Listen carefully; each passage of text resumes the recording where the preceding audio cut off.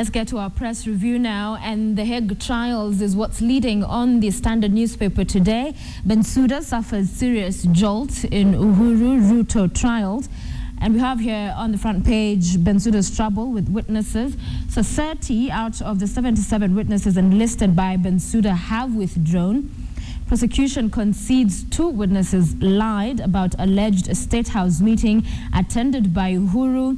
Also, those who withdrew were considered key as they directly implicated accused, and one of them gave a 3,000-page statement used to confirm the charges.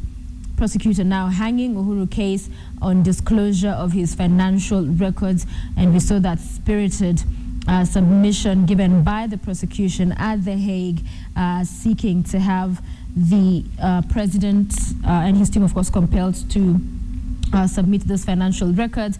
The Attorney General, in representing the country, did say that it is up to the prosecution to follow due process in getting those records. The report here by Isaiah Luchelli and Felix Olik says nearly a half of the witnesses the prosecution lined up in the 2 Kenyan cases of the ICC have withdrawn. That, of course, has punctured the chief prosecutor's case, and you can read more about that story that continues on page 2 of the Standard.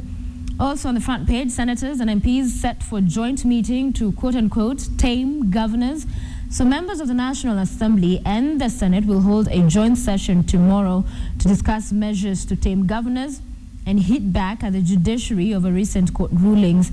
The Kamukunji, which is an informal meeting devoid of the traditions and protocol of the houses, will be co-chaired by Speakers Justin Muturi of the National Assembly and Ekwe Esuru of the Senate. Read more about that as well on page 4 of the Standard newspaper. Let's get to page 3.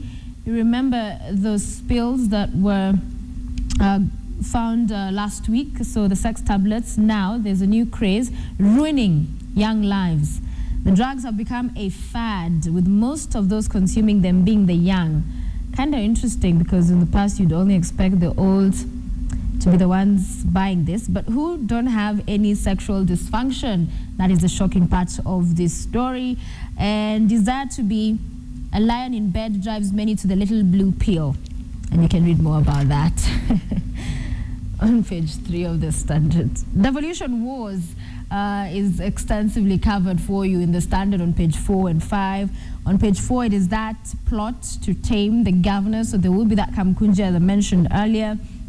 And it will be about seeking avenues that will ensure they have their way and they emerge superior to the other arms of government. Leaders say Senate has duty to oversee counties. Uhuru has been told to help end rows. So the Elgeyo Marakwet Senator Murkomen has called on the president to convene a meeting to resolve the impasse between the 3 main arms of government. Kindera also says here that the standoff can only serve to hurt Kenyans.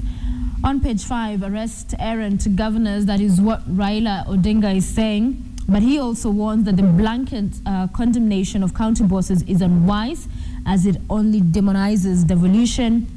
He says, of course, those found culpable or are facing accusations, they should be facing the processes set out without there being a blanket condemnation of all governors. And also on that page, Orange Party to launch youth program. The ODM leader will today launch a new party program seeking to reconnect it with the youth as part of its strategy to woo them ahead of the 2017 general elections. So the eye already set on the 2017 contest. Page 6, embrace out-of-court mechanism. That is what lawyers are advising. A High Court judge and a principal magistrate have advised lawyers, rather, they're the ones being advised, handling children cases, to advise their clients to embrace alternative dispute resolution, that's ADR mechanisms, other than litigation. Another story you'll find on page 6 of the Standard today, LSK warns lawyer MPs against attack on judges, and Bodi says despite them being legislators, they are bound by the oath they took while being admitted to the bar. And state in drive to plant 50 million trees as well, a story there. And as ODM gears up for the elections later on this week, on page 7, the TNA officials to explain 16 million shillings loss. There has been also some wrangles in there with a number of the members led by Sakuda calling for elections to elect other national leaders for the party. And the National Oversight Body summons party's top brass to clarify issues surrounding the missing money. Questions of money have been raised. Of course, the leadership has claimed it is because of the new batch of money that was directed and given to the party that is causing the uproar and the calls for change in leadership. Party makes room for MPs and senators. The TNA, the National Alliance, has made major concessions that will see sitting members of parliament take over various positions in the party. The party's National Oversight Body accepted demands by sections of members of parliament. And more stories, of course, inside these standards today. Let's talk sports a little bit. Fever pitch on the back page. You have Sonny Gore win to top the KPL log. It is that football season. Saren Kuma and Oduor net crucial goals in Machakos. Gor Mahia and Sonny Sugar picked maximum points at the Machakos Municipal Stadium after stopping their opponents by an identical 1-0 scoreline. Also a game that I actually got to catch yesterday. Liverpool edged out Swansea City 4-3 in Anfield thriller.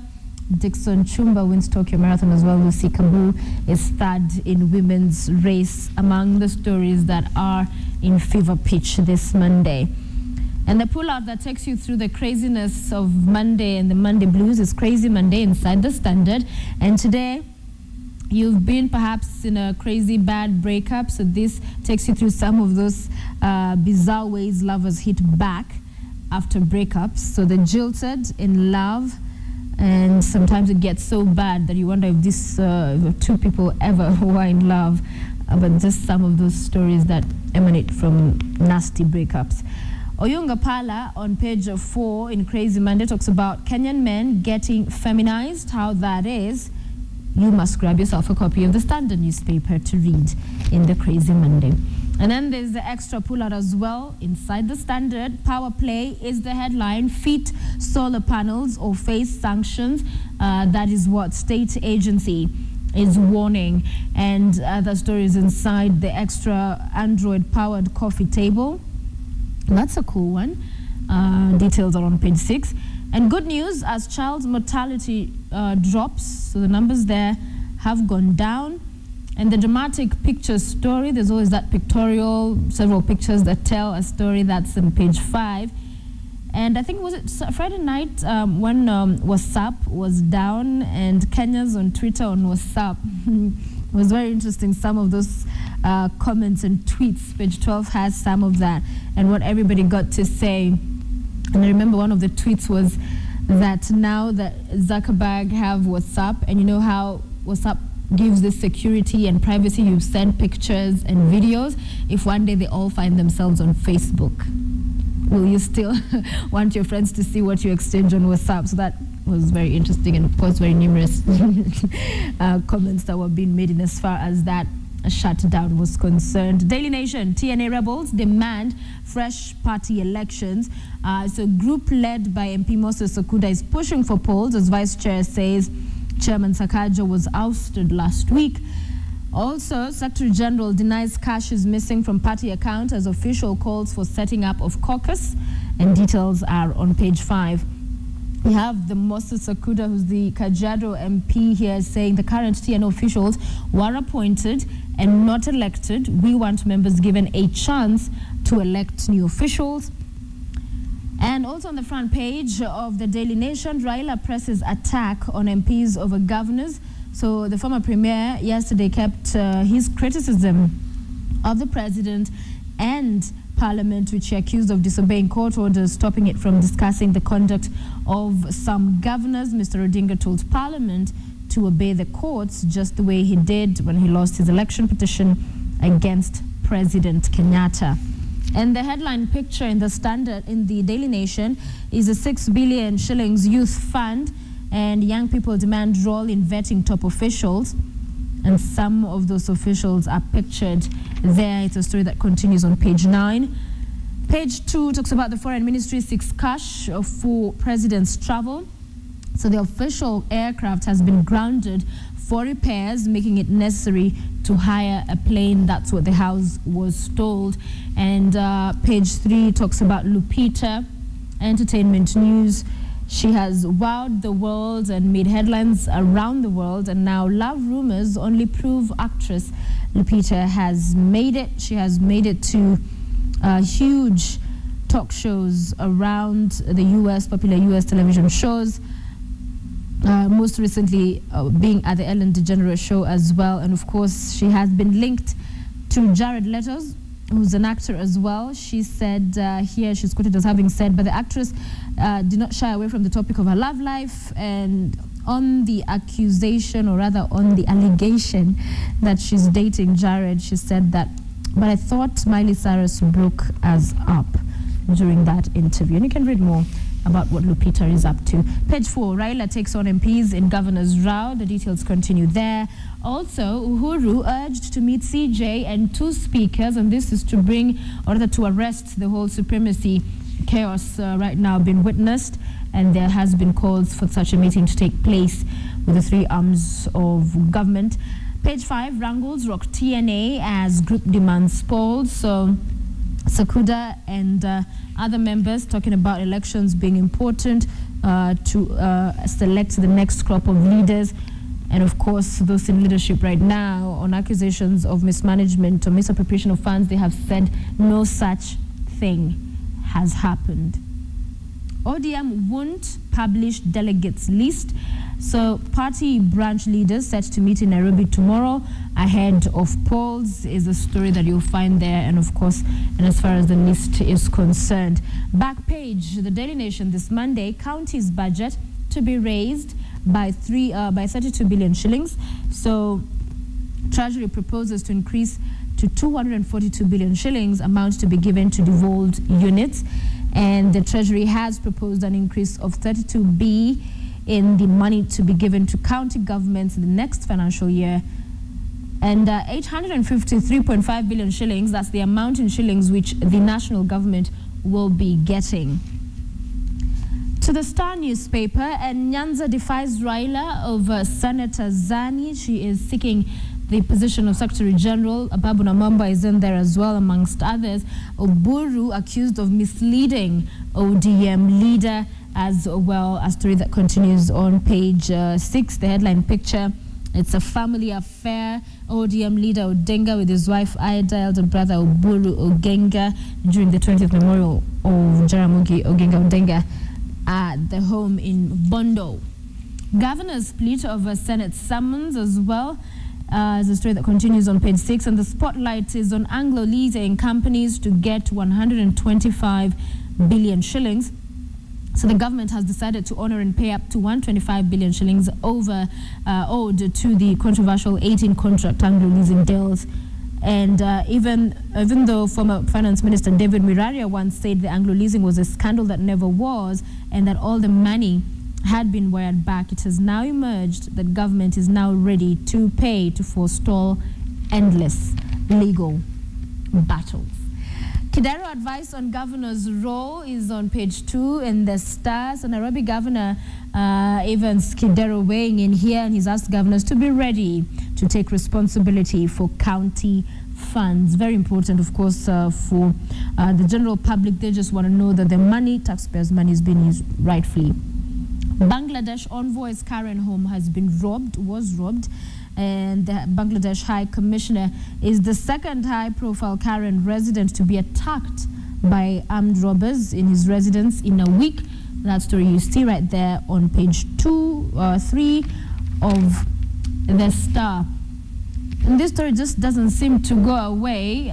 Former Speaker Kenneth Marende on page 4. Second woman asks Marende for child fees. And another woman has emerged asking the former Speaker Marende to pay an upkeep and school fees for his daughter, Rachel Olubero. On Saturday, told the Star that she wants Marende to honor a court order issued in 2011 ordering him to pay school fees and other utility bills for a girl he sired with her 10 years ago. And then there is that story. We watched it play out on social media, Twitter to be specific. Ahmed Nasir's test tube column irks Senator Murkomen. And there was a tweet exchange of very strong words between the two learned fellows on Twitter. And all because of that article penned down by Ahmed Nasir Abdullahi. Nyanza defies Raila over Senator Zani. That story, the details on page 6. Also, Anglo leasing as well continues there. And you have the TNA chair, Sakaja, saying we're not afraid of polls. That's what he's saying on page 7. Of course, Sakuda has been saying that they, Sakaja, or Anyango Law, the Secretary General, were appointed to those positions and that they need to let the delegates be the ones to elect. And so he is saying they're not afraid of going to the polls. The People, finally, the headline, Jubilee Mall, note, Babu Namwamba, that is what Raila Odinga is saying. That conversation coming back again, virtually endorsed. The race for ODM Secretary General seeks to favor Namwamba as key Raila allies join those rooting for the Budalangi Member of Parliament.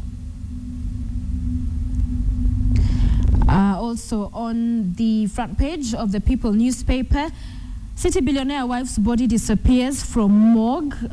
We have a long-running bitter family dispute pitting the children of a wealthy Nairobi lawyer and his wife, now deceased, took a dark twist at the weekend after some of the ailing tycoon's family members claimed that their mother's body had been stolen from a hospital mortuary. So there echoes a melodramatic narrative similar to the controversy that has stalked the family of the late prominent Nairobi politician Gershon Kirima. Page 46 inside the People, subsidized fertilizer, farmers to be vetted, so eligible individuals to purchase a maximum of 40 bags. And also inside the People newspaper today, Al-Shabaab abducts Kenyan businessmen. Somali terror group demands 86 million shillings for their release. That's on page 2 of the People newspaper. Right, so that's how your papers are looking this morning.